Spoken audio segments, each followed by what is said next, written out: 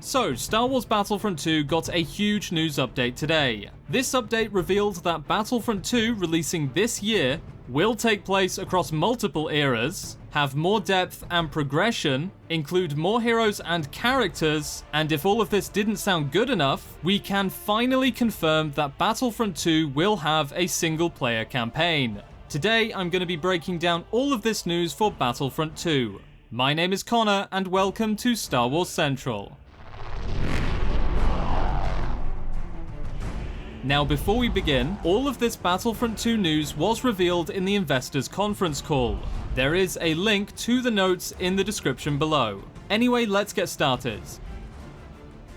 So straight away, Andrew Wilson, the Chief Executive Officer of EA, gives us a huge news drop about Battlefront 2. Here's what he has to say. We have also heard our players' desire for even more depth and progression. Our next Star Wars Battlefront will be even bigger, taking players into more locations and allowing them to play with more heroes and characters across multiple Star Wars eras. End quote. So not only are we getting more depth, which was one of the biggest problems with the first Battlefront, but we're also getting new heroes, characters, and locations. On top of this, he also confirms that this is going to take place across multiple eras, which means new vehicles, new timelines, and more importantly, more diverse content. The real question is though, what eras will it take place in? My guess is the original trilogy and the sequel trilogy. It definitely wouldn't make sense to throw away all the work they did on the previous Battlefront, so they may as well include as much of that content in Battlefront 2 as they can. If I'm right, this should mean a much better player experience overall. We'll have more weapon choice, more vehicle selections, a whole load of heroes to choose from, and overall a much better game. Now moving on to the biggest news from the investors conference call. Andrew Wilson confirms a single-player campaign for Star Wars Battlefront 2. Here's what he said.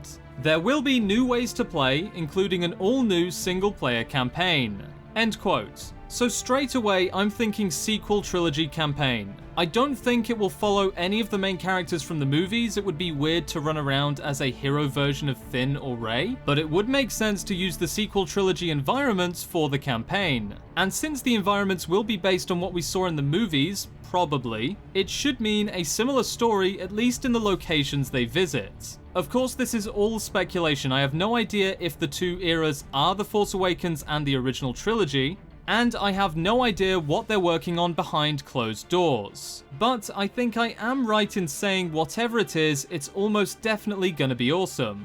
Now, the final piece of news from this Battlefront 2 news drop is that DICE are not the only development studio working on the game. Here's what Andrew Wilson had to say. To build a game of this magnitude, we've brought together three great studios, DICE, Motive, and Criterion, and aligned their areas of expertise to deliver an amazing experience in the next Star Wars Battlefront. End quote. So 3 studios, that's just insane. This should mean a lot more content and an incredible Battlefront 2.